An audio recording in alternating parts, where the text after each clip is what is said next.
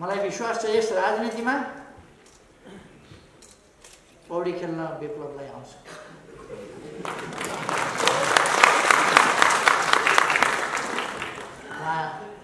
यसमा पौडी खेलेर सफलताका साथ अगाडि बढ्नुहुनेछ। मैले विश्वास लिएको बाट होइन, झ्यालबाट छिरेर होइन, भेन्टिलेसनबाट छिरेर होइन, हामी मूल सडकबाट मूल ढोकाबाट छिरेर फेरि सरकारमा आउँछौँ निर्वाचनको माध्यमबाट, नभन्दै 74 को निर्वाचनको माध्यमबाट, निर्वाचनको बाटोबाट, हाइवेबाट हिँडेर सिंहदरबारको मूल गेटको ढोका खोलेर हामी भित्र पस्यौँ। शान्तिको नयाँ युगमा प्रवेश गरेको छ। त्यसका निम्ति म नेपाल कम्युनिस्ट पार्टीलाई धेरै धेरै धन्यवाद भन्न चाहन्छु र त्यसका महासचिव नेता विक्रमचन्द्र विप्लव उहाँलाई धेरै धेरै धन्यवाद भन्न चाहन्छु। मरि बैठेर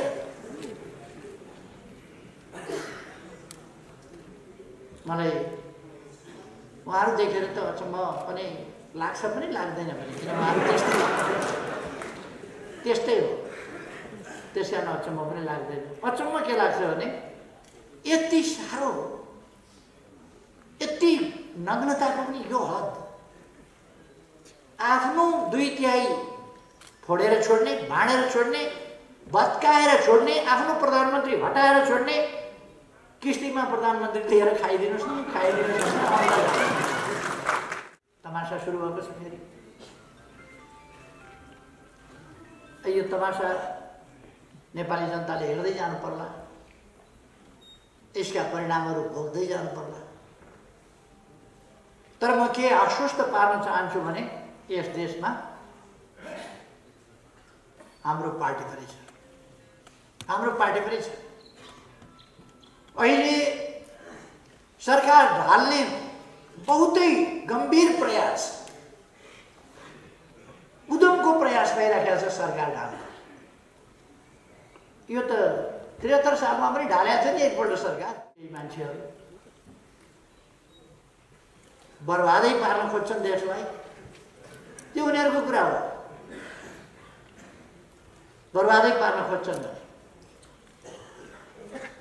संसदीय दलको बैठक गर्दैछन् भन्ने सुनेको थिएँ। कुन दलको हो थाहा छैन, दलको नेता म यहाँ छु। प्रधानमन्त्रीको यसलाई प्रस्ताव राख्यौँ, उसलाई प्रस्ताव राख्यौँ भनेर हामी कसैलाई पनि प्रधानमन्त्रीको प्रस्ताव अनुचित ढङ्गले राख्नेवाला छैनौँ। हामी प्रधानमन्त्रीको प्रस्ताव कसैलाई राखेका पनि छैनौँ, राख्दैन। हाम्रो वर्तमान व्यवस्थाले हामीलाई शान्तिपूर्ण बाटोबाट आफ्ना भावनाहरू, आफ्ना मान्यताहरू, आफ्ना विचार, आफ्ना दर्शन, आफ्ना कार्यक्रम, आफ्नो कार्यदिशालाई जनताको बीचमा लगेर जनताको मन जितेर तिनीहरूलाई कार्यान्वयनमा लिएर जाने छुट दिएको छ।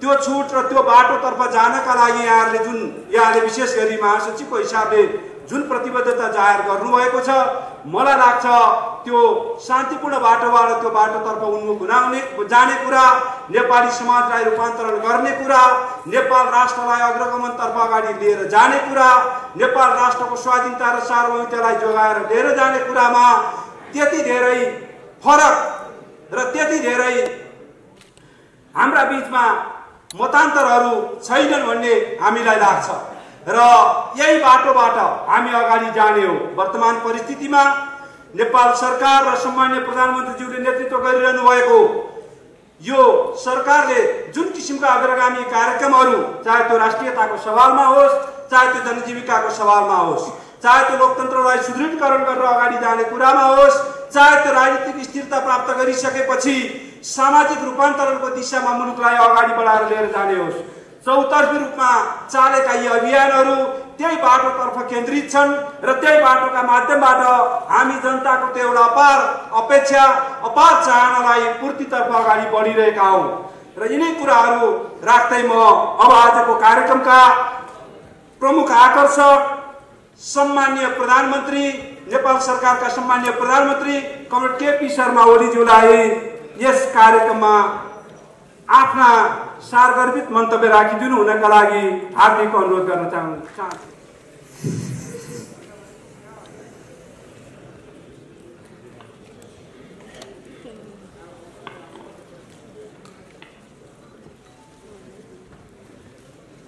नेकपाका महासचिव नेत्र विक्रम चन्द विप्लवज्यू,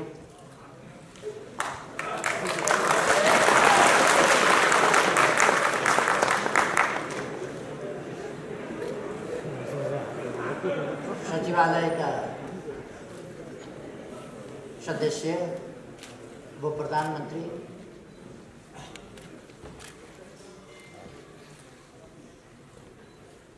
गृहमन्त्रीज्यू माननीय जो सुभाष नेमाङज्यू, वार्ता टोलीका अर्का नेता खड्गबहादुर विश्वकर्मा, प्रकाण्ड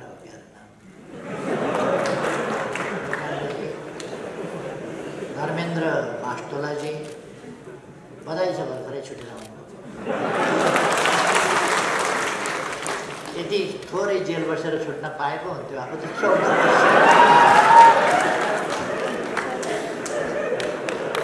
वार्ता टोलीका सम्पूर्ण सदस्य साथीहरू, माननीय मन्त्रीज्यूहरू, नेताज्यूहरू, माननीय सांसदज्यूहरू, काठमाडौँ महानगरपालिकाका मेयरज्यू, दुवै पार्टीका सम्पूर्ण नेता कार्यकर्ता साथीहरू, यहाँ उपस्थित अरू सबै, शान्तितर्फको एउटा ठुलो फड्को, ठुलो सफलतामा खुसी व्यक्त गर्न, खुसी साथमा उपस्थित हुनुभएका साथीहरू, सञ्चारकर्मी मित्रहरू र यो ऐतिहासिक कार्यक्रमलाई विभिन्न सञ्चार माध्यमहरूद्वारा प्रत्यक्ष प्रसारण गरिएको अवलोकन गरिरहनुभएका सम्पूर्ण देश विदेशमा रहेका दिदीबहिनी तथा दाजुभाइ, आज फागुन 21 गते 48 वर्ष आजकै दिन, अघि नै साथीहरूले चर्चा गरिसक्नु भएको छ, एउटा नयाँ आन्दोलन, नयाँ एकीकरण, नयाँ सङ्कल्प र नयाँ सपना बोकेर अगाडि बढिरहेका क्रान्तिकारीहरूको 5 जनाको समूहलाई जेलबाट निकालेर जेल सार्ने नाममा जङ्गलमा लगेर हत्या गरिएको थियो। सुखानीको जङ्गलमा रामनाथ दाहाल, नेत्र घिमिरे, वीरेन्द्र राजवंशी, कृष्ण कुइकेल र नारायण श्रेष्ठ। नेपालको इतिहासमा त्यस प्रकारको त्यो एउटा अत्यन्तै क्रूर सत्ताको दमनचक्र आफ्नो नियन्त्रणमा धेरै महिना अगाडि लिएर गिरफ्तार गरिएको ठाउँबाट निकालेर जेल सार्ने नाममा 5 जनाको एकै ठाउँमा हत्या गरिएको नेपालको इतिहासमै त्यो पहिलो घटना हो र त्यस प्रकारको अन्तिम पनि घटना हो। त्यस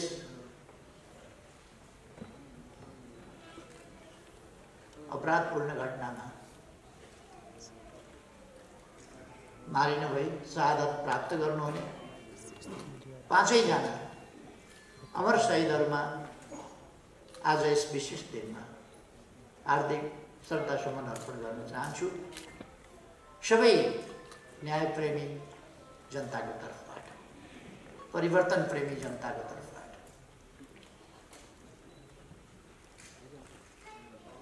यस प्रसङ्गमा मैले एउटा सानो कुरा भन्नुपर्ने छ।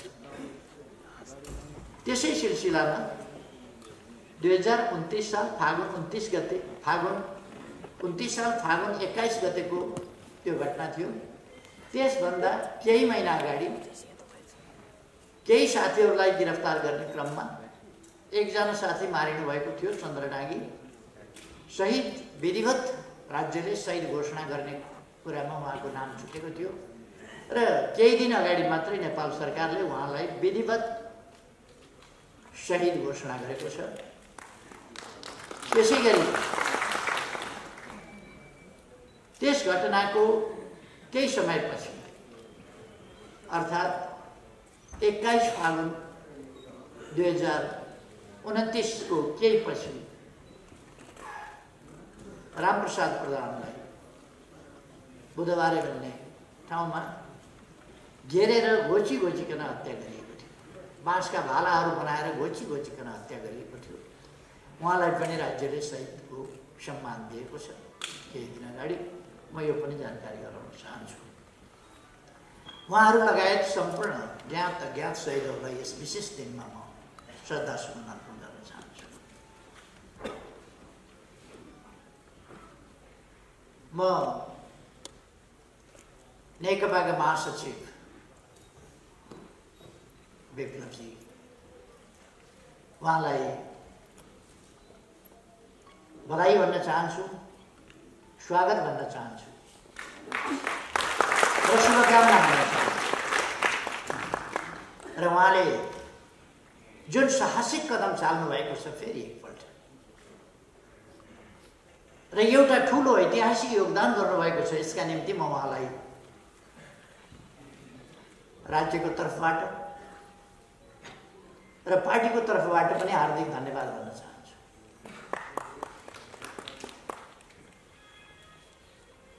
नेपाली जनताले, नेपाली समाजले, नेपाल राष्ट्रले सम्पूर्ण शान्ति खोजेको छ। नेपाली जनतालाई चाहिएका कुराहरूमध्ये राष्ट्रियताको रक्षा, स्वाधीनताको रक्षा र सही प्रयोग, राष्ट्रिय अखण्डताको रक्षा, राष्ट्रिय हितहरूको रक्षा, लोकतन्त्रको प्राप्ति, रक्षा र त्यसको सुदृढीकरण एवं प्रयोग, सामाजिक न्याय र समानता, अधिकारसम्म पुग्ने अवसरहरूको प्राप्ति, नेपाली जनताले चाहेको त्यत्तिकै महत्त्वपूर्ण कुरा शान्ति, अर्थात् निर्भय वातावरणमा शान्तिपूर्ण ढङ्गले बाँच्न पाउने सबैको अधिकार, सबैको जीवधनको रक्षाको अधिकार, त्यो कुरा प्राप्त गर्ने चाहना या शान्तिपूर्ण समाजको चाहना नेपाली जनताको चाहना। सुशासन होस् देशमा, भ्रष्टाचारको अन्त्य होस्, विकासका प्रयासहरू योजनाबद्ध ढङ्गले गतिशील ढङ्गले अगाडि बढ्यो, नेपाली जनताको चाहना त्यही हो। र हामी सबैले देखेको सपना, हामी सबैको साझा राष्ट्रिय आकांक्षा समृद्ध नेपाल, सुखी नेपाल। यो समृद्ध नेपाल बनाउनका लागि शान्तिपूर्ण वातावरण चाहिन्छ, लोकतान्त्रिक प्रणाली चाहिन्छ, जनता अधिकार सम्पन्न भएर जनताले हक अधिकार र अवसरहरू प्राप्त गरेर सचेत, सङ्गठित, सुदृढ जनशक्ति गतिशील ढङ्गले राष्ट्र निर्माणको बाटोमा अगाडि बढ्ने वातावरण चाहिन्छ। यिनै चिजहरू प्राप्ति गर्ने सन्दर्भमा, यो वातावरण प्राप्त गर्ने सन्दर्भमा आज एउटा ऐतिहासिक काम भएको छ। अन्तिम किस्तामा नेपाल शान्तिपूर्ण युगमा प्रवेश गरेको छ।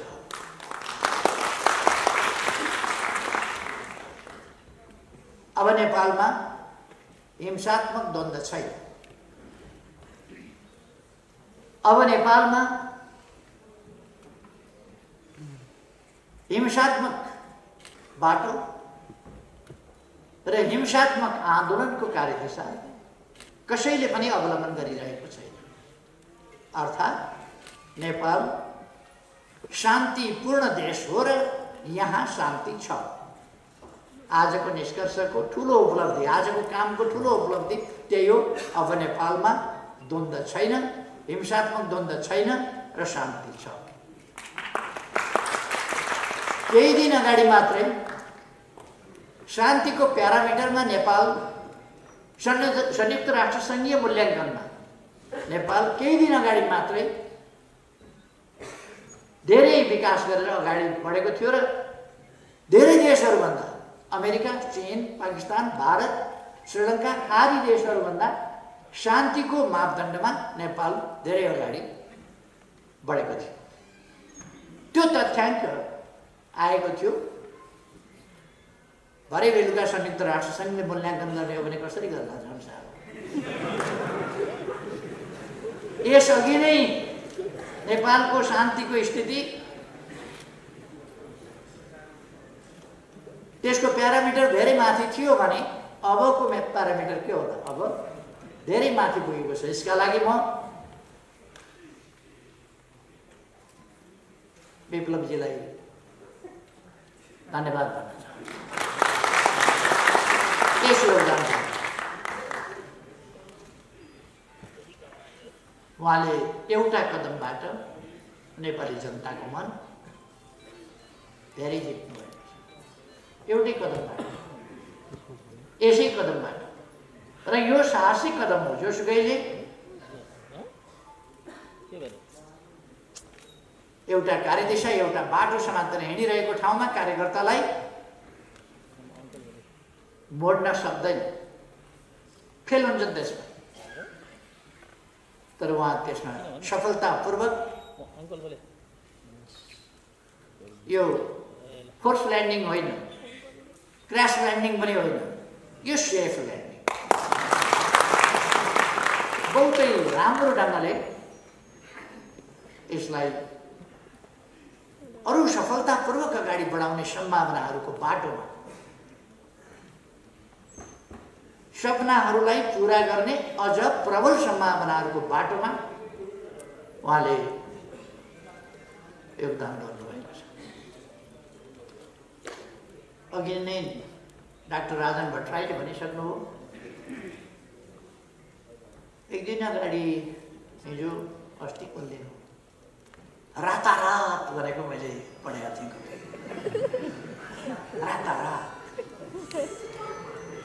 रातारात होइन, यो वर्षौँदेखि हाम्रो वार्ता चलिरहेको थियो। वार्ता गर्दा यति हो, हामीले नगरा बजाएर वार्ता गरेर वार्ता झैँ गऱ्यौँ। जस्तो वार्ता भन्ने चिज हुने गर्छ त्यो गम्भीरताका साथ वार्ता गऱ्यौँ। यसको थालनी, यस विश्वासको थालनी कति 8-10 वर्ष भयो होला। विप्लवजी र म भेटेर गम्भीर कुरा गरेका थियौँ। हामीले केही घन्टा नै कुरा गरेका थियौँ, बहुतै गम्भीरताका साथ नेपालको राजनीतिको सम्बन्धमा। र मेरो उहाँप्रतिको विश्वास र उहाँको म प्रतिको विश्वास सायद त्यसै समयदेखि, त्यसै वार्तादेखि एउटा जग मजबुत हुँदै आएको थियो र त्यो आज आइपुगेर यस ठाउँमा पुगेको छ। वार्ताको बेहोरा तपाईँहरूले सुन्नुभयो। छोटो छ, 3टा बुँदा। 3टा बुँदा काफी हो। अष्टादश पुराणेषु व्यासस्य वचनं द्वयम्। 18 पुराणमा व्यासले के भन्यो भन्दा 2टा कुरा भने। 18 पुराणको निष्कर्ष 2टा कुरामा व्यासले भने। परोपकार पुण्याय पापाय परपीडनम। धेरै वार्ताहरूको निष्कर्ष, धेरै कुराहरूको निष्कर्ष त्यति छोटा 3वटा बुँदाले भन्छ। कुनै समस्या आइपरे छलफल र वार्ताबाटै हामी टुङ्ग्याउनेछौँ कुस्ती खेल्दैन। वार्ताबाट एउटा निष्कर्ष उहाँहरूले शान्तिपूर्ण बाटोबाट आफ्ना विचारहरू कार्यान्वयन गर्नुहुनेछ। उहाँहरूको नेपाल कम्युनिस्ट पार्टी आफ्नै पार्टी छ, त्यसले गतिविधि गर्छ, त्यसले सङ्गठन गर्छ, शान्तिपूर्ण ढङ्गले गर्छ। दोस्रो कुरा, शान्तिपूर्ण ढङ्गले गर्ने भइसकेपछि उहाँका नेता कार्यकर्ताहरू प्रक्रिया पुरा गरेर हामी मिलाएर छोड्ने क्रम अगाडि बढाउँछौँ र छोड्छौँ। मुद्दा मामिलाहरू छन् भने त्यसलाई अन्त्य गरिन्छ। धर्मेन्द्रजी भर्खर छुटेर आउनुहुन्छ। छुट्ने सिलसिला त सुरु भइसक्यो, छुटिसक्नु, सहभागी भइसक्नु हो नेता, अरू पनि छुट्छ। अर्थात् यसले अब नेपाललाई एउटा नयाँ दिन मात्रै होइन, नयाँ युगमा प्रवेश गराएको छ। हामी हरेक कुरा एउटा युग परिवर्तनकारी ढङ्गले काम गरिरहेका छौँ। युग परिवर्तन। गत वर्ष हामीले पृथकतावादी आन्दोलन, त्यो मान्यताका साथ चलिरहेका सीके राउतजीलाई राष्ट्रिय राजनीतिको मूलधारमा ल्यायौँ, शान्तिपूर्ण राष्ट्रिय राजनीतिको मूलधारमा। त्यही राष्ट्रिय राजनीतिको मूलधारमा आज मूलतः उहाँहरू आइसक्नुभएको छ। अब भाषाहरू मिलाउन पनि अलिकति समय लाग्छ। जानेरै पनि मैले अङ्ग्रेजी बोलेँ भने अङ्ग्रेजले बोले जस्तो हुँदैन, नेपालीले बोले जस्तो हुन्छ। अङ्ग्रेजले नेपाली विशेषज्ञता हासिल गरे हुन्छ, तर बोल्ने बेलामा नेपालीले जस्तो बोल्न सक्दैन। मैले एउटा राम्रो नेपाली जानेको अङ्ग्रेजीले गीत गाएको सुने, तिम्रो बाउ मेरो बाउ माछा मार्न खायो। राम्रो नेपाली जानेको थियो, तर गाउँछेले गरे तिम्रो बाउ मेरो बाउ माछा मार्न गयो। किनभने त्यो नेपाली जिब्रोले समाउनु सक्दैन। मैले अङ्ग्रेजी गीत गाएँ भने पनि त्यस्तै हुन्छ, कोही तिम्रो बाउ मेरो बाउ भने जस्तो। त्यसो भएर एक्सप्रेसनका तरिकाहरू, अभिव्यक्तिका तरिकाहरू, प्रयोग गर्ने भाषाहरू, भाषाका शैलीहरू ती एकीकृत हुन केही समय लाग्छ। तपाईँहरूले सेती नदी र त्रिशुली नदी मिसिएको देख्नुभएको छ होला। गाईघाट भन्ने ठाउँमा मुम्बईभन्दा अलिक पर बाटोबाट हिँड्दा अलिक तलसम्म सेतीपट्टिको धार सेती सेती सेती सेती जस्तो देखिया हुन्छ, त्रिशुलीपट्टिको धार त्रिशुली त्रिशुली देखिया हुन्छ। अलिक पर पुगेपछि न सेती न त्रिशुली, सबै एउटै त्रिशुली। यो एउटा सिलसिला हो, एउटा प्रक्रिया हो। हामी एउटै उद्देश्यमा छौँ, समृद्ध नेपाल, सुखी नेपाल। नेपाल समृद्ध हुनुपर्छ, स्वतन्त्र अस्तित्व सहितको स्वाधीन र स्वाभिमानी नेपाल,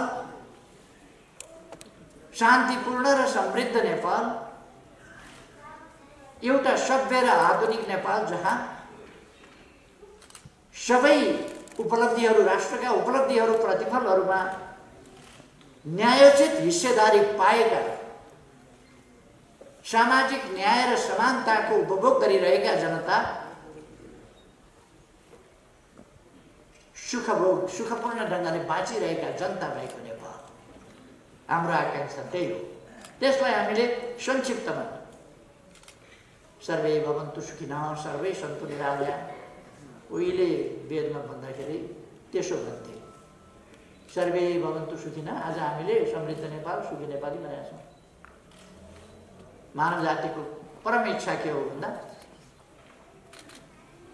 शान्तिपूर्ण, भयरहित, समृद्ध जैविक र मानवीय आवश्यकताहरूको परिपूर्ति भएको एउटा समाज, सभ्य समाज, सुरक्षित र अधिकार प्राप्त सम्मानजनक जीवन जिउन पाउन सक्ने समाज, त्यो चाहन्छ मानिसले, त्यही प्राप्त गर्नुपर्दछ। हाम्रा पूर्वजहरूले त्यही भने। सपनाहरू बाँकी रहे, आज ती सपनाहरू पुरा गर्ने माध्यम, त्यो बाटो, ती तरिकाहरू विभिन्न अनुभवहरूबाट गुज्रिँदै आएर हामी एउटा ठाउँमा पुगेका छौँ र ती सपनाहरू पुरा गर्ने प्रयासमा जुटिरहेका छौँ। दुनियाँका आन्दोलनका, सामाजिक परिवर्तनका, उतार चढावका इतिहास थुप्रै प्रकारका छन्। राष्ट्रिय मुक्ति आन्दोलनका इतिहास छन्, जनताका मुक्ति आन्दोलनका इतिहास छन्, जनताले हतियार उठाएका दृष्टान्तहरू छन्, शान्तिपूर्ण ढङ्गले गरिएका परिवर्तनका दृष्टान्तहरू छन्, चरम दमन र त्यसबाट सिर्जना भएको बलिदान र यातनाका कुराहरू छन्। तिनका निम्ति तयार भएर देशका निम्ति, मानव जातिका निम्ति, मानव समाजको, सुखी समाजको स्थापनाका निम्ति जीवन आहुति दिन तयार हुने बहादुरहरूका बलिदानपूर्ण गाथाहरूका इतिहास छन्। यी सबै इतिहासबाट मानव समाज गुज्रिएको छ। परिवर्तनका प्रयासहरू, विकास निर्माणका प्रयासहरू, समृद्धिका प्रयासहरू, यी सबै प्रयासहरूको अन्तिम निष्कर्ष सुख प्राप्ति। यी विभिन्न अनुभवहरू छन्। यति बेला हामीले कसैलाई कम देखाउने, कसैलाई गलत देखाउने, कसैलाई सही देखाउने, कसैलाई होचो देखाउने, कसैलाई अग्लो देखाउने समय होइन। हामी एकताबद्ध भएर नेपाललाई एउटा समृद्ध नेपालको रूपमा अगाडि बढाउने समय हो। त्यसमा हाम्रा पूर्वजदेखिका योगदानहरूलाई कदर गर्दै, अनुभवहरूलाई समेट्दै अगाडि बढ्ने समय हो। आज जुन घटना घटेको छ, जुन शान्तिको यात्रामा अब नेपाल नयाँ उचाइका साथ एउटा नयाँ युगमा प्रवेश गरेको छ, यसले नेपालको कम्युनिस्ट आन्दोलनमा उतार चढावपूर्ण हाम्रा जुन इतिहासहरू रहे, मैले पनि 50 वर्ष अघि यही आन्दोलन, यस्तै आन्दोलन, उहाँहरूले जस्तै आन्दोलन गरेका थिए। तर मेरो पार्टीले विधिवत रूपमा 40 वर्ष अगाडि एउटा निर्णयबाट, त्यसबेला यस्तो सभा गर्ने समय थिएन, तर 40 वर्ष अगाडि हामीले शान्तिपूर्ण राजनीतिको बाटोलाई अङ्गीकार गरेका थियौँ। हामीले छोडेको 29 सालको अन्तिमतिरै हो, 30 सालमै हो छोडेको लगभग। तर त्यसलाई पुरा एडप्ट गरेर त्यसमा एडजस्ट हुन 7 वर्ष अरू लाग्यो। त्यो रूपान्तरण, त्यसबाट एउटाबाट अर्कोमा जान सजिलो छैन। तर यस परिघटनाले, आजको उपलब्धिले विश्वकै कम्युनिस्ट आन्दोलनलाई कसरी कम्युनिस्ट आन्दोलनले शान्तिपूर्ण ढङ्गले समाज परिवर्तनको अगुवाई गर्न सक्छ, नेतृत्व गर्न सक्छ र सार्थक सफलता प्राप्त गर्न सक्छ। विभिन्न प्रकारका प्रतिक्रियावादी शक्तिहरूका जाल, जेल, टिक्णम, हमला र दमन सबैलाई पराजित गरेर अगाडि बढ्न सक्छ। कसरी अनेक प्रकारका उतार चढावहरू, ती सबैलाई कसरी झेल्न सक्छ। र हामी असल मनसायका साथ अगाडि बढ्यौँ भने कसरी नजिकै जान सक्छौँ, त्यो कुराको एउटा दृष्टान्त बनेको छ।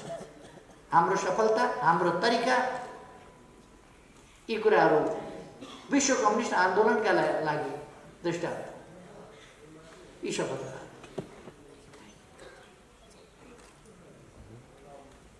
अब केही मान्छेहरू बर्बादै पार्न खोज्छन् देशलाई, त्यो उनीहरूको कुरा हो। बर्बादै पार्न खोज्छन् भने संसदीय दलको बैठक गर्दैछन् भन्ने सुनेको थिएँ। कुन दलको हो थाहा छैन, दलको नेता म यहाँ छु।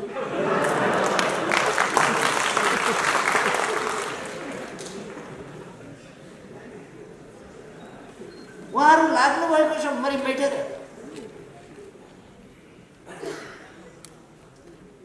मलाई उहाँहरू देखेर त अचम्म पनि लाग्छ पनि लाग्दैन पनि, किन उहाँहरू त्यस्तै हो।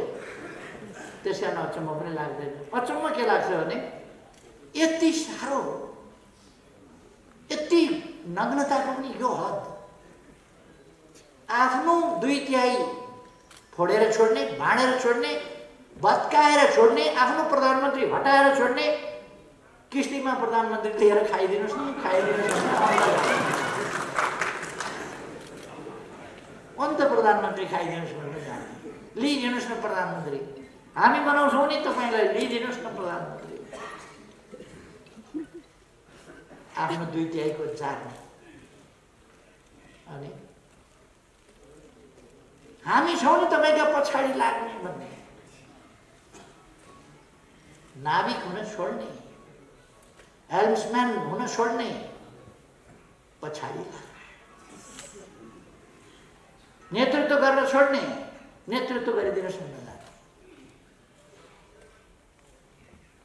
कुन आइडियोलोजीभित्र पर्छ मलाई थाहा छैन, मैले पढेको मार्क्सवादमा यो पर्दैन। मार्क्सवादका ठुला गफ गरेर सुन्छु म, त्यो मार्क्सवादको खोजिया छ। हामीले प्रधानमन्त्रीको यसलाई प्रस्ताव राख्यौँ, उसलाई प्रस्ताव राख्यौँ भनेर हामी कसैलाई पनि प्रधानमन्त्रीको प्रस्ताव अनुचित ढङ्गले राख्नेवाला छैनौँ। हामी प्रधानमन्त्रीको प्रस्ताव कसैलाई राखेका पनि छैनौँ, राख्छ नै राख्छ।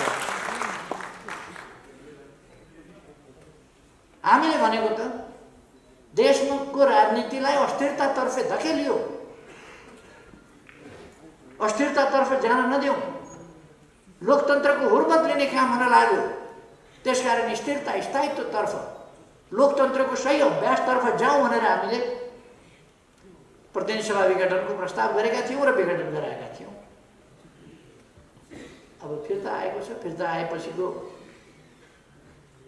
तमासा सुरु भएको छ। फेरि यो तमासा नेपाली जनताले हेर्दै जानु पर्ला, यसका परिणामहरू भोग्दै जानु पर्ला। तर म के आश्वस्त पार्न चाहन्छु भने यस देशमा हाम्रो पार्टी पनि छ, हाम्रो पार्टी पनि छ। अहिले सरकार ढाल्ने बहुतै गम्भीर प्रयास, उद्यमको प्रयास भइरहेको छ सरकार ढाल्न। यो त 73 सालमा पनि ढालेको थियो नि एकपल्ट सरकार। मैले त्यस बेला भनेको थिएँ, हामी जस्केलाबाट होइन, झ्यालबाट छिरेर होइन, भेन्टिलेसनबाट छिरेर होइन, हामी मूल सडकबाट, मूल ढोकाबाट छिरेर फेरि सरकारमा आउँछौँ निर्वाचनको माध्यमबाट, नभन्दै 74को निर्वाचनको माध्यमबाट, निर्वाचनको बाटोबाट, हाइवेबाट हिँडेर सिंहदरबारको मूल गेटको ढोका खोलेर हामी भित्र पस्यौँ। हाम्रो आदत के छ भने अध्यक्ष हुनु पर्यो भने महाधिवेशनमा लडेरै हुने, ब्याङ्केटमा मान्छे बोलाएर त्यहाँ म महासचिव भएँ, अध्यक्ष भएँ, त्यो तरिका हामी प्रधानमन्त्री हुनु पर्यो भने निर्वाचनको माध्यमबाट चुनिएर, छानिएर, जनताको प्रतिनिधिको हैसियतले, जाल जेल टिक्रमको प्रतिनिधि पात्रको हैसियतले होइन, त्यस हैसियतले हामी फर्किन्छौँ।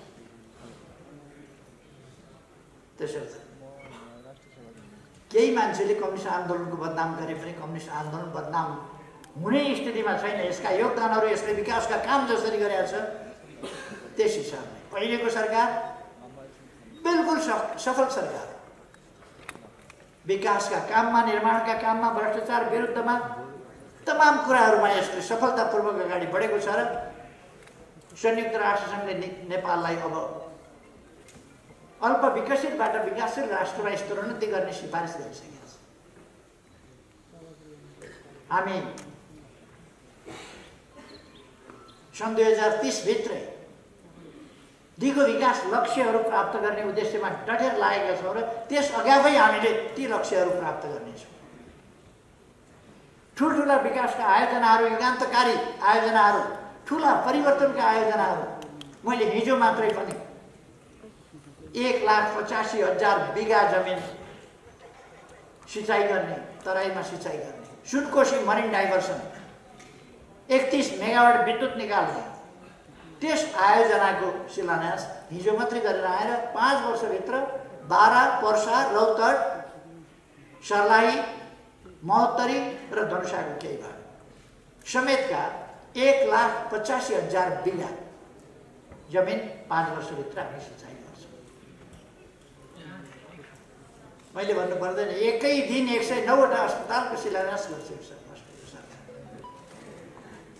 अस्तिका दिन मात्रै मैले 132वटा घर जमिन समेत घर बनाएर भूमिहीन जनतालाई दिने कार्यक्रमको शिलान्यास गरेर आएँ। झापामा 37वटा घर नयाँ निर्माण गरेर वितरण गरेर आयो अस्तिका दिन। 16 गते 31वटा पुल, सडक पुल एकै दिन शिलान्यास गरेर म आएँ। 5वटा सडक पुलहरू तयार भइसकेका 3वटा उद्घाटन गरेर आएँ। 1 हप्ताभित्र हामीले महाकालीको दैजी, कञ्चनपुरको दैजीदेखि झापाको दमक लखनपुरसम्म ठुल्ठुला औद्योगिक क्षेत्रहरूको शिलान्यास गर्यो। एउटा विवादको कारणले रहेको थियो, आज शिलान्यास भयो।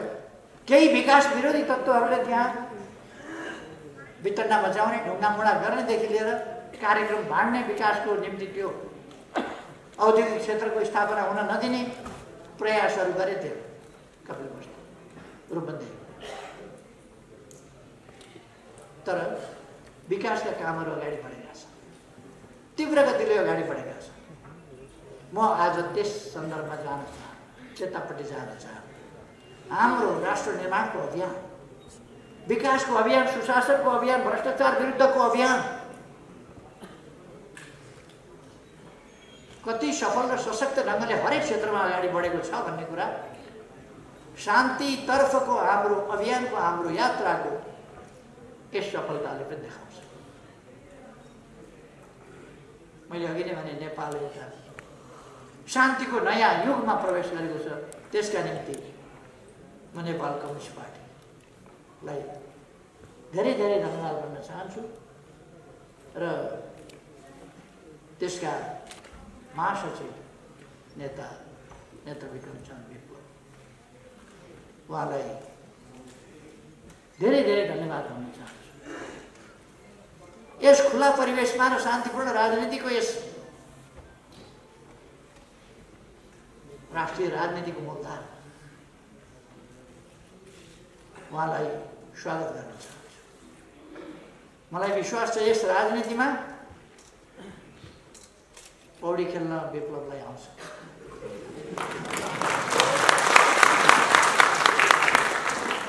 उहाँ यसमा पौडी खेलेर